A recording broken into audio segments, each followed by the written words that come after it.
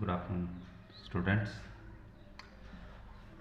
Once again, welcome you all for the social class. We were discussing about the social religious reforms, or we can say the social reforms, and in that we had a discussion about Brahmo Samaj, which was being established by Raja Ram Mohan Roy. Now let us have a discussion with another group, which was called as Young Bengal Movement. See, the education system or the modernization which was started, that is in North India, especially because of education, Western education, it also went towards Calcutta. And once when it started moving towards Calcutta, we see number of changes took place, and especially in Calcutta, because of Brahmo Samaj, some other movements took place, and among them Young Bengal movement is one. And remember, this Young Bengal movement was being started by Henry Louis Vivian. And remember, this is his name, Henry Louis Vivian Desrosiers. He is the man who started this movement, and you can see he lived a very short life. He was born 1809 and he died in 1831. And this Henry Louis Vivian, he was actually a person whose father was Portugal and mother was an Indian. And so they used to call Desrosiers or Henry Louis as a Anglo-Indian. So now we came to know who started this Young Bengal movement and when he was born and what was his period, we can say.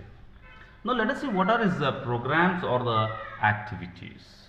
When you see his programs or the activities, you can see that Desrosiers was a professor.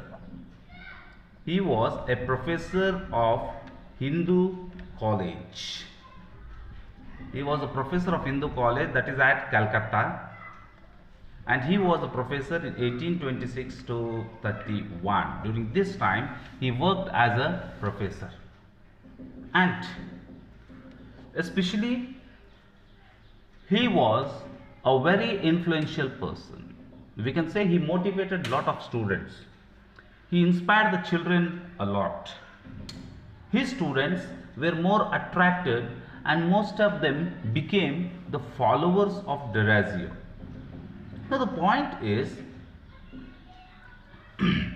why he was being inspired, or why he was so motivated, or why most of the students were motivated towards his teaching is, remember, Desrosiers used to influence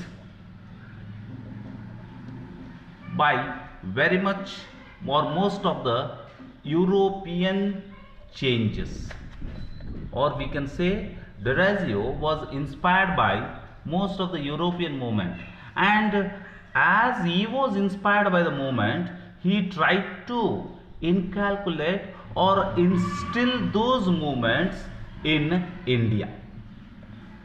He tried to instill those movements in India, and he almost all built up the minds of the students and the colleagues, and he worked towards creating textbooks to inculcate new education. See, he was also a worker of making new textbooks, and these textbooks which were made by him, this was helpful for the, or they were used in the education system during this time.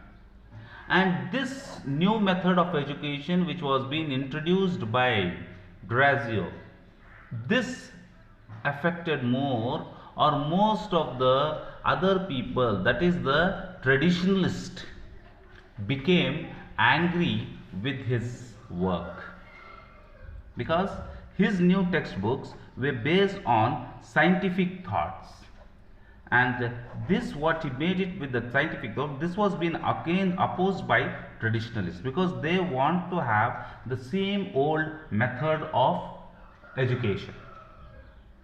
Okay. And later we see that he started an academic association. Academic association was being started by him in 1828. Okay. And this academy which was started, why he started this? We see that this academy was started for free thinking of the people. Free thinking in the sense you can share your opinions. Okay. And this young movement which was started, it introduced this academic association which made people to think free. And here when it is matter of free thinking, they used to conduct number of debates. Okay. They were having debates and other things. Okay. So what were these debates related with? These debates were related with nature as well as humanism, okay, and God, and even other topics were being discussed in this movement, or we can say in this Young India movement or association that was being introduced. And along with this, D'Orazio made some more programs, like he started spreading message of rational thinking, or we can say a rationalism. And he made people to think rationally, and he want them to come out of these superstitious beliefs and social discriminations. He want people to question on these matters. And what were his programs? We can see he was against superstitious belief, he was against social discrimination, he was in the favor of women rights, okay, he opposed casteism. So like this, he introduced some of these programs, and most of the students, especially who came from the backward community, they became the disciples of D'Orazio, we can say. And this influenced a lot. These activities of D'Orazio influenced a lot, and many people became his followers. And because of his popularity, they created such a situation that he had to resign from the post of that professor. And later he left the job, and these people, the one who forced him to resign, they used to say that he is disturbing the moral values, or he is disturbing the traditions of Hinduism. And finally he resigned from the post and went away, and hardly he was 22 years when he died due to cholera. Okay. This is how the Young India movement worked. Now after the Young India movement, next we have Arya Samaj. Arya Samaj. So what does Arya Samaj says? See, Arya Samaj, which was started in 1875, and who was the founder of Arya Samaj? Dayananda Saraswati. He was the founder. Where it was being started? Bombay. Okay. Now let us see something about Dayananda Saraswati, who was the founder of this Samaj. He was born in 1824, birth. Okay. Where he was born? He was born at Kathiawar, which comes in Gujarat. Now parents, actually his name before Dayananda Saraswati, he was being called as Moola Shankara.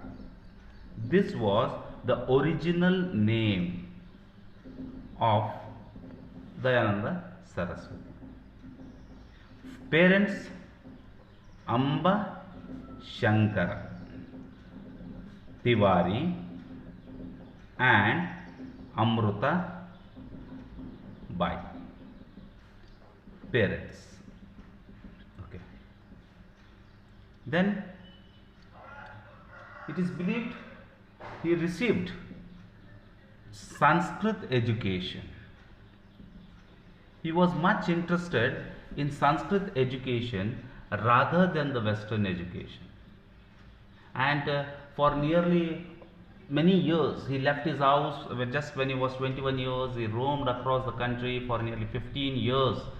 And after moving, after going, or after wandering for 15 years, he introduced, or he brought a book which was called as Satyartha Prakasha.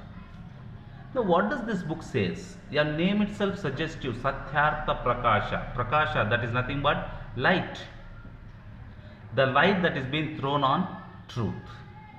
Means he went to find out the truth of life. And he believed that the remedies to the various problems or the maladies are being present in Vedas. He says Vedas are the solutions for all. According to him, Vedas are the solutions for all. And he said, instead of going to the Western education, instead of going with the blind beliefs also, he believed Vedas have scientific truth. They are not wrong. Actually, the traditions and the customs which are being followed blindly, they are not being mentioned in Vedas. Vedas says something else, whereas the people follow something else. This was the thought given by Dayananda Saraswati. And we see that by saying Vedas are the solution for all, he gave a declaration saying that back to Vedas.